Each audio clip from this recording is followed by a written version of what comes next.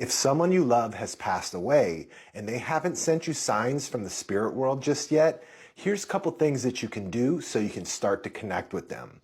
One of the first things that I tell people is don't really worry about them trying to send you signs or them reaching out to you from the spirit world. That's really taking a passive role where we're just hoping that they come in and connect with us.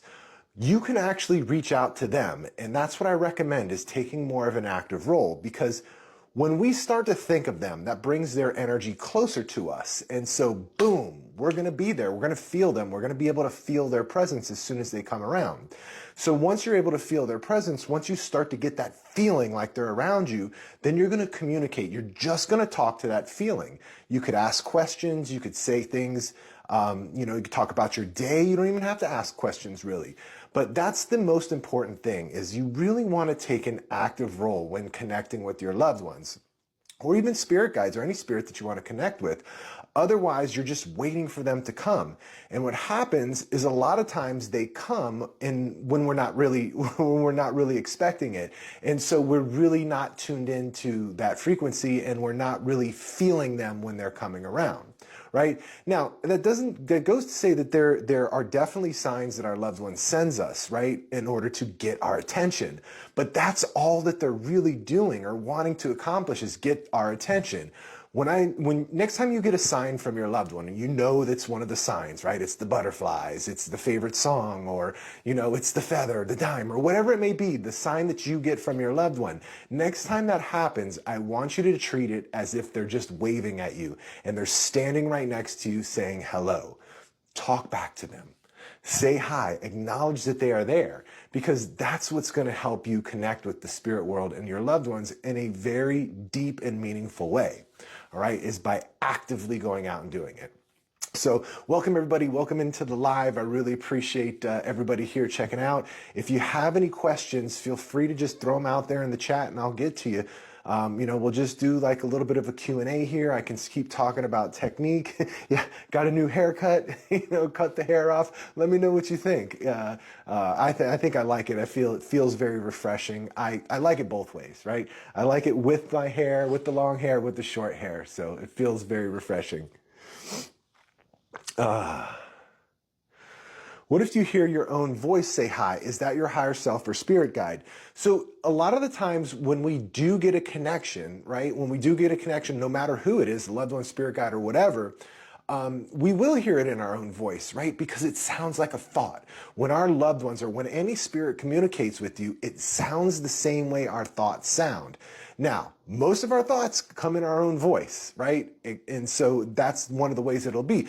Every once in a while, you can get the thought in the voice of someone else, but don't worry too much about that. If you're getting the thought and it's in your own voice, that's what you want to go with. You want to go ahead and lead with that and move forward, even though it's in your own voice. Because here's the thing. It's not really a thought that you're thinking. It's a thought that you're receiving. And whether it's in your voice or somebody else's voice, that's not really important. The important thing is, what does it feel like when you're receiving that thought? Because that's what's going to allow you to tell the difference between if it's just some random thought or if it's an actual spirit communication. Usually most people who ask that question, that's really what they're trying to figure out. Is this my own thought or is this somebody else? And it really doesn't matter the voice. Just pay attention to how you feel.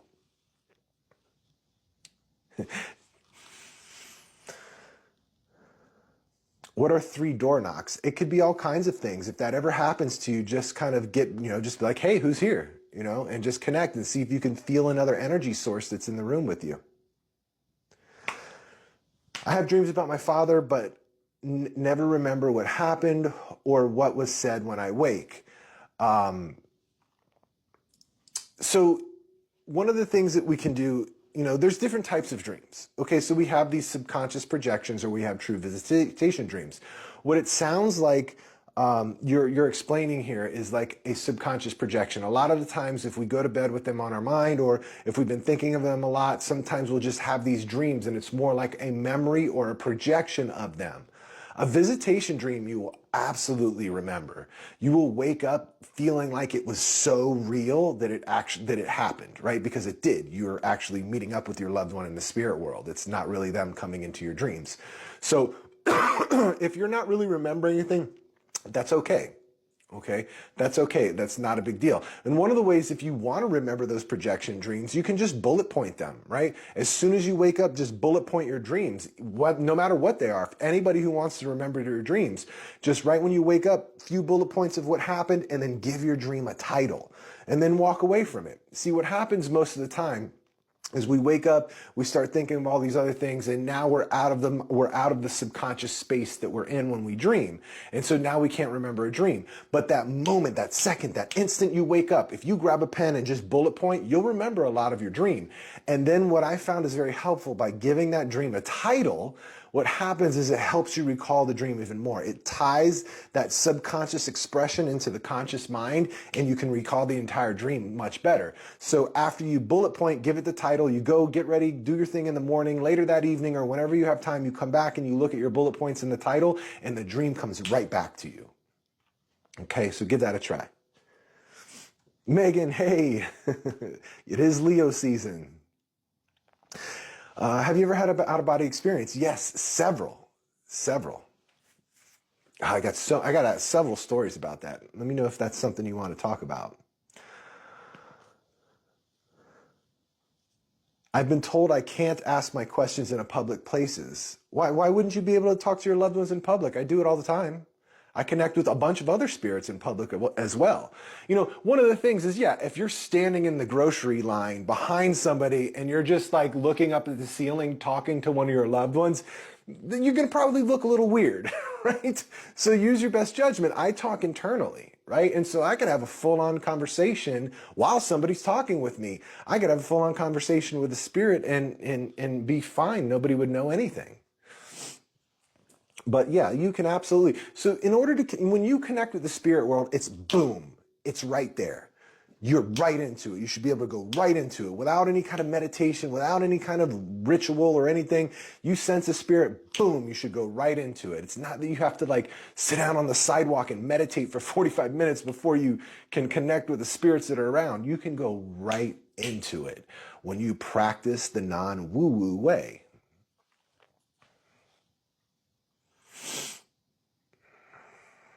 Melody, you're welcome. What's with sudden, vivid, and lucid dreams? They are long now and like a second life. And so anytime I would have these, so I don't have very vivid, or I don't have lucid dreaming, right? Lucid dreaming is where you know that you're dreaming, you're awake and you know that you're dreaming. Or you're dreaming and you know that you're dreaming, right? I don't really experience that. But the times that I have, what I've done is engaged with my dream. Like, okay, what's happening? All right, there's an old man sitting on a pumpkin over there. I'd walk over and be like, what's up, old man? Right? Why are you sitting on this pumpkin? What's going on? Right? Engage, and whatever you experience in the spiritual, in the mystical, even in the mundane, whatever you experience, engage with it. Right? Because that's how you're going to find out what the meaning is for you. There is no universal meaning. There are no universal symbols. There are not one thing that means everything all of the time. It's going to be unique to you in different ways. So the only way that you're going to get the unique meaning for you or experience, or the unique experience for you, is by engaging with whatever you're experiencing. Indigo, thank you. You guys like the haircut? I really appreciate it. My 5-year-old hates it. She did not want me to cut my hair. All she's known is me with long hair. But it's grown on her. She says she likes it now. I got a cut on Friday, and she's telling me, she's like, yeah, Dad, I like it. It looks good. She did not want it cut, though. A few years ago, I saw a shadow figure 6 feet from me. Then a coworker saw it near me an hour later. So let's talk to it. Let's find out why it's there and why it's following you around. There's nothing to be afraid of. Right? Just because it's a shadow figure, right? There's nothing to be afraid of, because two things can be true. All right. When we experience these shadow figures, number one is that our level of perception of the spirit world isn't that enhanced just yet. And so we only perceive in shadows, right? Which is very legitimate, right? Or the spirit that you're experiencing is only able to project themselves in the way of a shadow, in the way that you can perceive them. Either way, it doesn't mean that they're bad or they're evil or they're ugly because of it. It just means that they look like a shadow. So that's, again, it goes back to what I was just talking about. Engage in with what you experience if you want to find answers.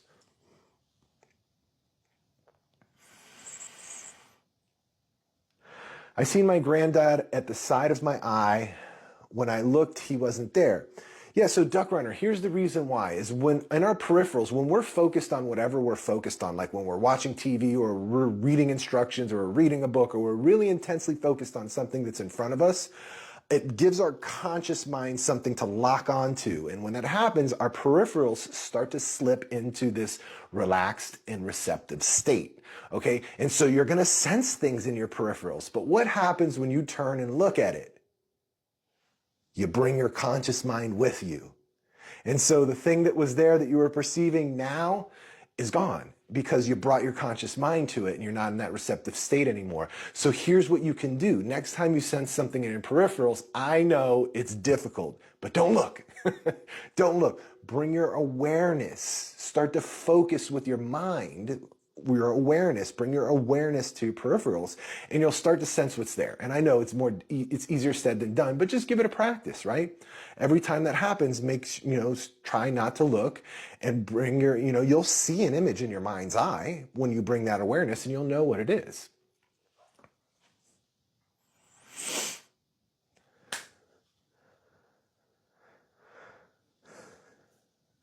Jade, what work is it that I do? I help people connect with their loved ones in a way that's undeniable, in a way that they can have back and forth conversations. That's all I want to do is I want to help you because rather than give readings, it's way more meaningful of an experience for people to have that experience themselves. And there's not a better, more fulfilling, satisfying feeling to be a part of that process. And so that's what I do is I help you connect with your loved ones.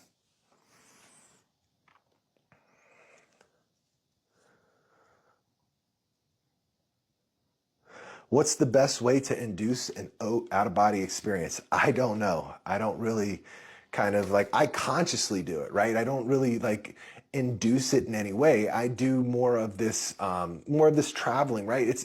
It's more of a projection of awareness, right? So when we talk about out-of-body experience, one of the things that we're talking about really is projecting our consciousness, right? And so our consciousness exists everywhere. So when we have these out-of-body experiences, we're projecting our consciousness, our awareness to other places, okay? And, and then there's another definition, right? It's important how we define things, right? And so that can be one of the definitions. Another definition can be, your energy, all of your energy actually leaving your body, like when you die. Right. And so I think, if that's what you're talking about, the only way to do that is to die, right? And then be resuscitated. I don't think that there's any other way for your energy to completely leave your body than come back in. And if you figure out how to do that, let me know. But it sounds dangerous.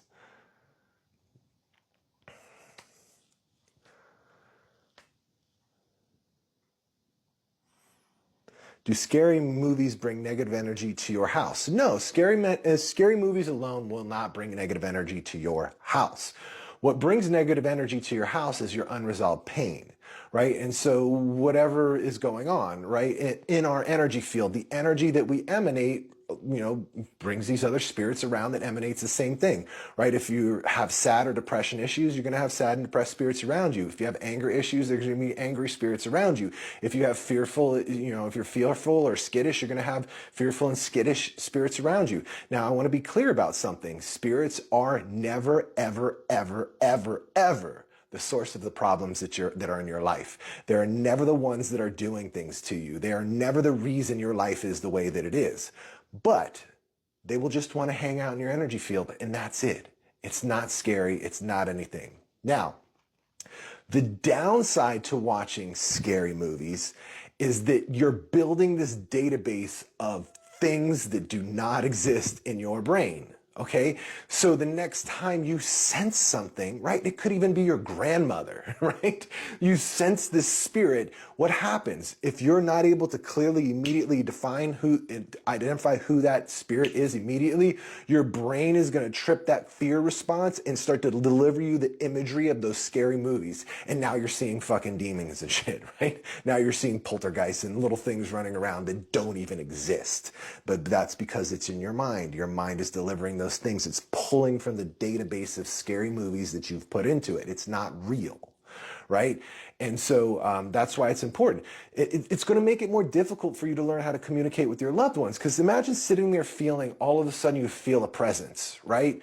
You're going to be anxious as fuck if you love scary movies, because you're not going to know what that presence is, when you should be curious. Ooh, I feel a presence. That feels amazing. Let me lean into it deeper. Who is this? Why are you here? What are you doing? I don't know, right?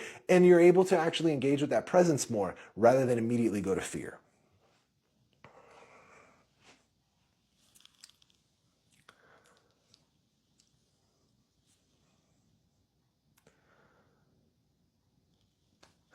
I've been told several times that I have a gift, but I've never known how or where to begin to tune in. Everybody has it, right? I don't even like to even call them gifts. They're spiritual abilities.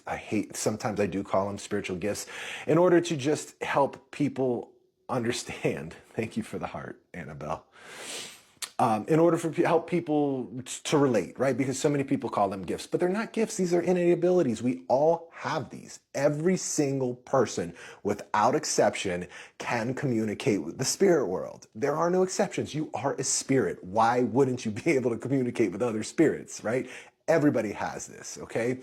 But Rachel, as far as like where to begin, that's the hard part, honey.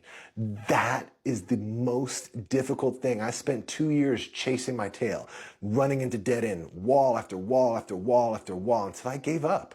Like, I literally gave up, you know. In full disclosure, had I not had the couple undeniable experiences that I had in the beginning of my spiritual journey, I would not be here today. I would not be here. I would have given up.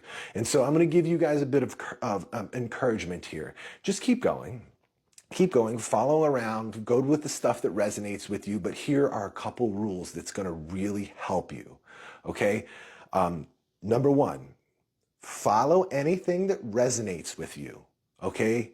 Anything that resonates with you, just don't adopt it as your truth just because it resonates with you.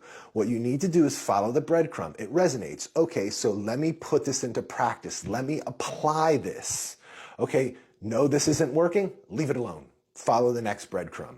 Okay, yeah, that starts to work. Boom. Okay, cool. Next breadcrumb, right? And so here's what the thing is. If you're not able to validate the information that you're working with through personal experience, if you're not able to recreate the experience the guru or the teacher is teaching you through their information, if you can't have those same experiences, it is not true for you.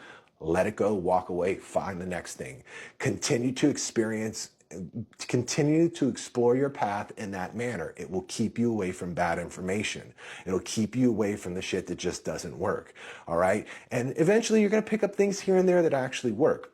And so one of the things that I do is I take great care in the content and information that I put out there.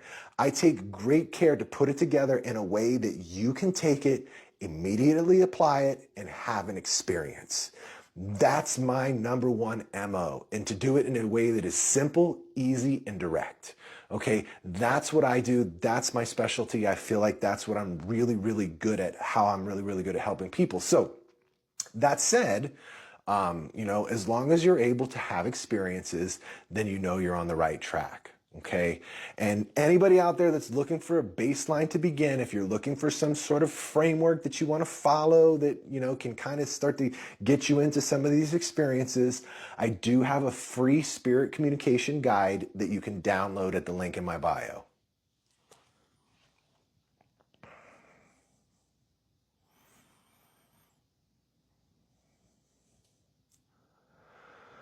Can you tell me about astral traveling? Yeah, I got funny stories about astral traveling. Now, again, look, my thing is spirit communication, working psychically, working with our abilities, projection of awareness, right? Anything that has to do with working with our spiritual abilities. Astral traveling is just something I don't understand how to make that happen, but it happens to me, right? And so, but it's always boring and stupid, right? I'll wake up and I'll be like, in my kitchen, right? How exciting is that? I'll astral travel to my kitchen and I'll be like, what the fuck? And as soon as I realize, I'm like, oh, I'm out of my body. Wham! I'm right back in my body, right? I'm like, and I wake up and I'm like, man, couldn't I have gone somewhere cool, like another planet, or at least to the mountains or something, or the beach? So I don't really know how to help you with the astral traveling.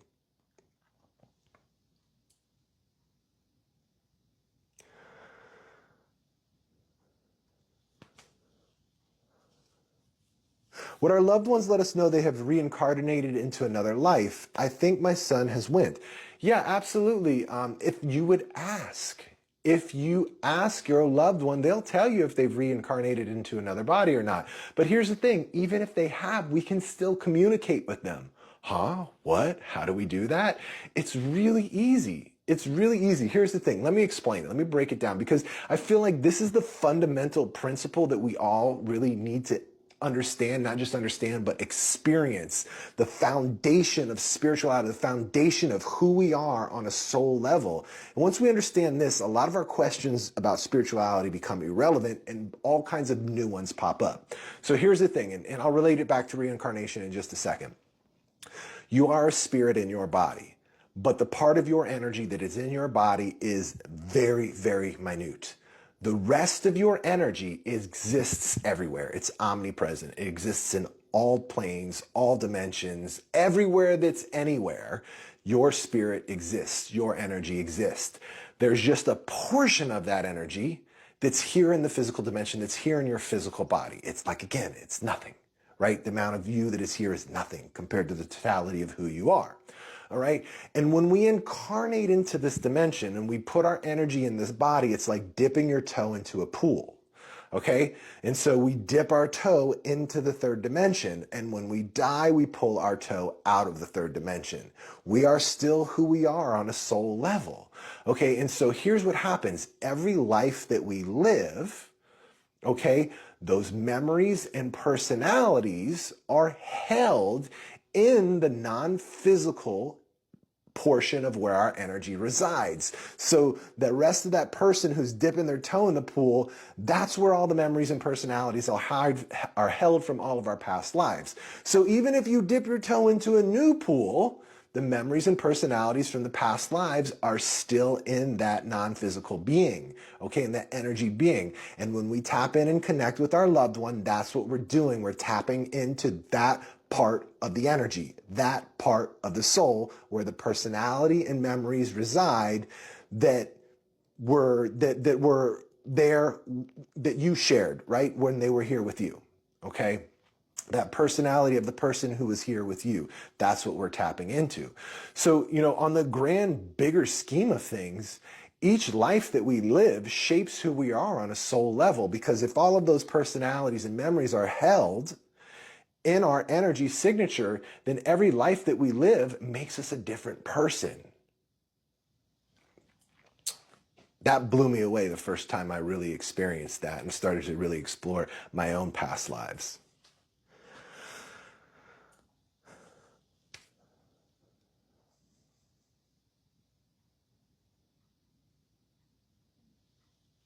I've never had a real no, Danny, I've never had a real near-death experience. I've come close to dying. You may even consider it a near-death experience, but there was some bizarre stuff that happened. But no, I don't believe to the traditional sense I have. Diane says, my husband passed a month ago. I have his ashes with me in my home. Is he watching over me? Absolutely. So Diane, anytime you think of your loved one, anytime you think of him, he's going to bring his energy close to you. Okay. And so you'll feel it. You'll feel him if you sit there and while you're thinking of him, feel the energy around you in the room, and you'll feel his presence. You'll feel him watching you, not only watching you, but talking to you.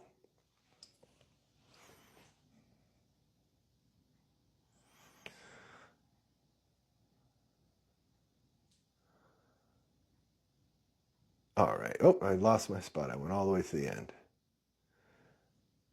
Ralph, thank you for the gift, my friend.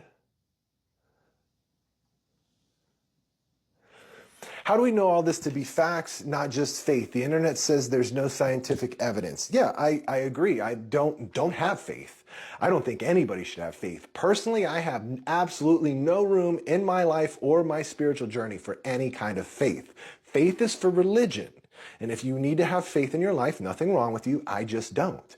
I think everything should be validated by personal experience. And so here's how I answer that question, Tracy. So whenever somebody says, prove it to me, the simple fact is I cannot.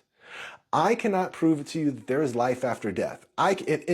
I could bring through your loved one and talk about things that probably the only two of you would know. But if you're not a believer, you're going to say that I guessed, that I got lucky, right? There is no concrete way. There is no way for me to extract evidence and say, here it is. There's absolutely no way to do that. But that doesn't mean that you can't experience something that's concrete and evidential for yourself, because I think that that's what it takes for everyone. You have to have those undeniable experiences. You have to be the one to have the experience, or it's not real for you.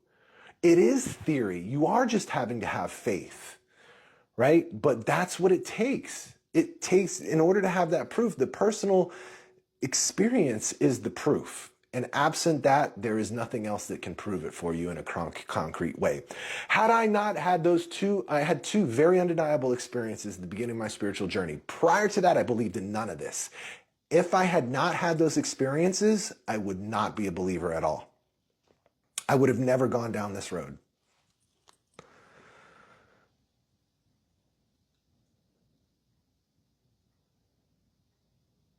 Ralph, thanks for the follow. O'Neill, thanks for the follow. How do I know the difference from imagination and messages? Okay, so they feel different. Plain and simple, they feel different. But here's the thing. If you're not actively participating, if you're not actively reaching out to your loved ones, if you're not actively communicating with your spirit guides, you're never going to know what it actually feels like. Because it all feels like your imagination, but there are subtle differences, very, very subtle differences in feelings, right? You will never understand those subtle feelings unless you keep trying, unless you keep doing it, all right? Because here's what happens. Here's what it looks like for most people, including myself, right? Right before I really figured out how to make this happen and do it instantly, right? I failed and failed and failed and failed. Then I would have an experience. Then I would fail and fail and fail and fail. Then I would have an experience. And then I would fail more, fail more, fail more, fail and fail and fail. And then I would have an experience, right?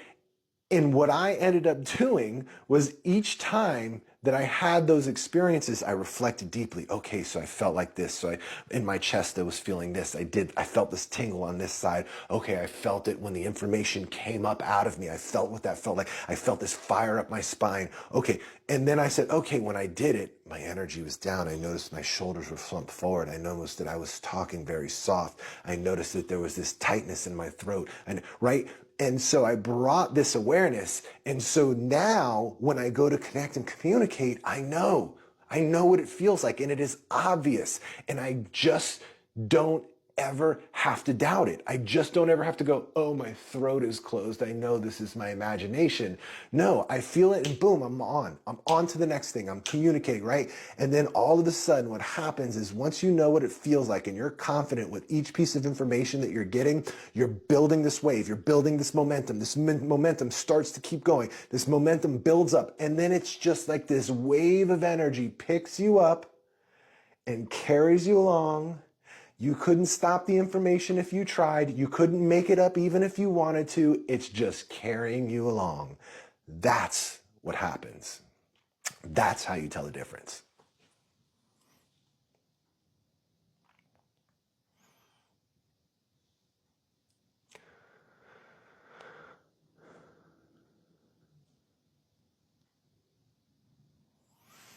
Things are so random to me. How do I strengthen my mind's eye? Here's why they're random to you, Harlow, is because there is no mind's eye, right? There is no, well, there's a mind's eye, excuse me. And I thought that you had said for a second, third eye. How do I strengthen my mind's eye? So the mind's eye may not be your dominant sense, right? Your mind's visually, you may not be visually seeing things. If you're not a visual person, you may not get a lot of visual cues from the spirit world. You may be getting it some other way.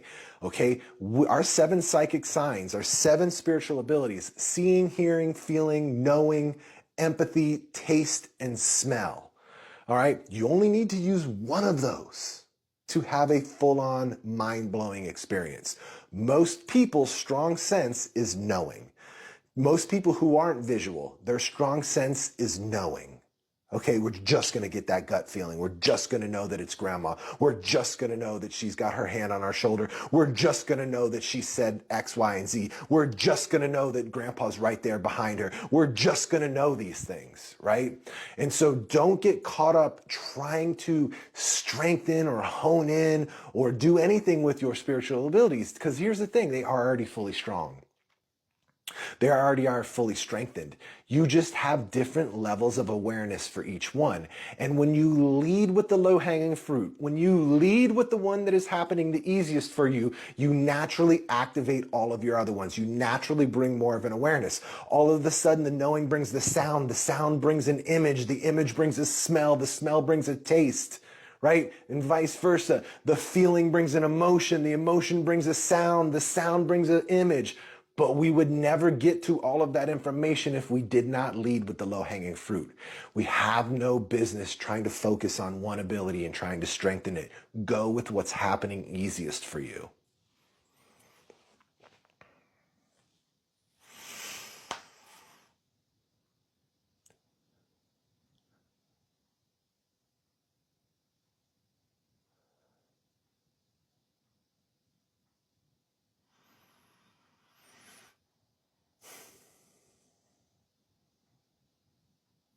Is it dangerous to use dowsing rods afraid of bad spirits? No, I mean, all of that is divining. You know, there's nothing bad that's going to happen. You use all of those things if it helps you. But listen, it's important that you understand that those things, all tools of divination, dowsing rods, pendulums, tarot cards, even Ouija boards, right? These are all middlemen. You can connect and communicate directly with the spirit world. You don't need these other tools, okay? Now, all these tools do is help get you out of your head in order to connect and communicate. What I like to do is let's address the constraint that's keeping you in your head. Let's deal with that so you can connect directly. But there's nothing wrong with them.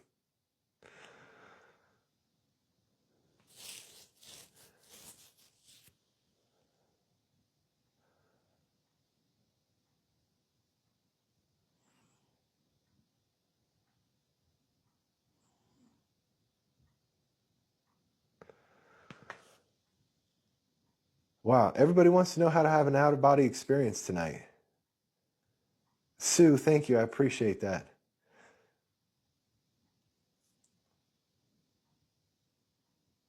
Janelle, awesome.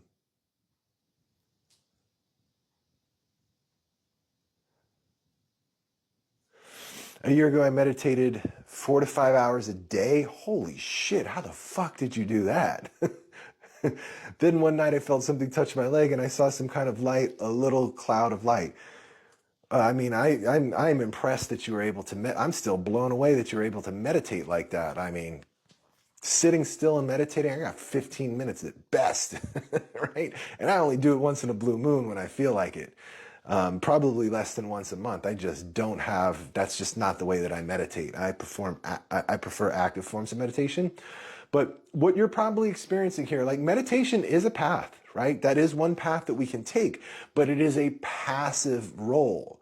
You're getting into this state where we've, you know, in meditation is like getting into that woo-woo, like we've dissociated from this world so hard that we're no longer a part of it, right? We're no longer in this world, right? And that's kind of what the point of meditation is, which there are some benefits. Don't get me wrong. There are some benefits to that as far as like calming the nervous system, resetting your energy, you know, letting go of your day. Like there are some really good benefits to that. But when we use it to connect with the spirit world, we're taking a passive role, because what happens is that we get in that dissociated energy and then we're floating around basically in the spirit world. And then whatever happens to float by us or interact with us, we interact with it. Or it just happens. We don't actually get to interact. It's just like, oh, here's this spirit and it's doing this thing and it's saying this stuff. Woo, now it goes away. Here's this other spirit. Now it's doing this thing and it's saying this stuff. Woo, and it goes away.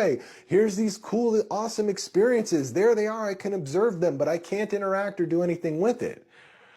Whereas if you're taking that active role, right, you can just go right into it right now. Whatever that experience is that you're wanting to have through the meditation, you can have, I don't care what the experience is that you want to have through the meditation, you can have that experience, boom, right now. that fast.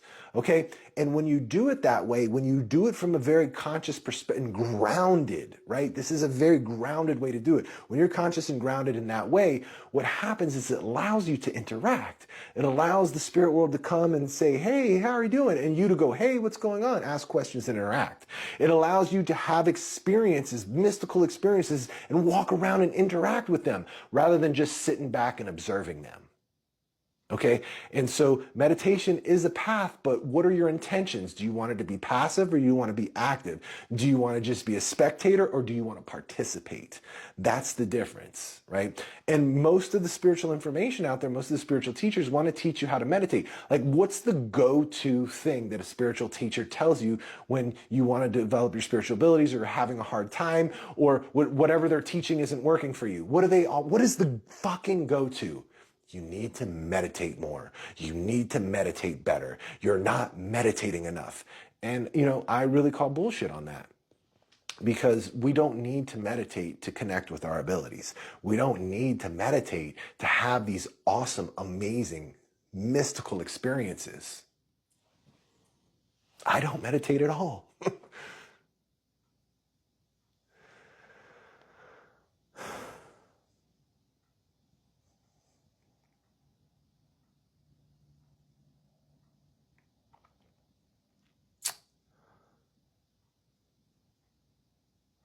Thank you all I appreciate the comments on the haircut. Thank you so much for the love. I'm glad everybody's enjoying my haircut. I really enjoy it too. I go off and on every few years. For those of you that haven't been following me for that long, every few years, like I'll go from the long hair to the short hair, from the long hair to the short hair.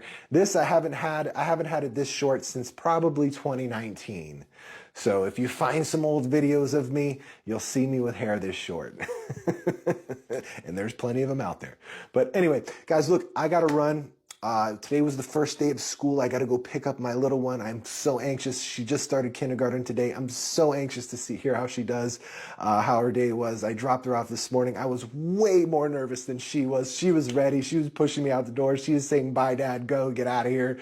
And so I want to go get her right now. I'm thinking about her. I want to go get her. But listen, I appreciate all of your comments. I appreciate all the engagement. Your comments are what inspires my content. So go comment on my videos, comment on my live. If I don't answer you directly, one of my videos will, because I get all of my content ideas from you guys. Okay. Listen, for those of you that want to work with me directly, for those of you that want to have your hand held and brought right into a back and forth conversation with any spirit or spirit guide, and you want custom tailored guidance for yourself, my mentorship program might be something that you're into, that you've been interested in. You can schedule an interview for that program by going to the link in my bio, picking a time and day that works for you. Okay. So much love to you all. Hope to see you soon.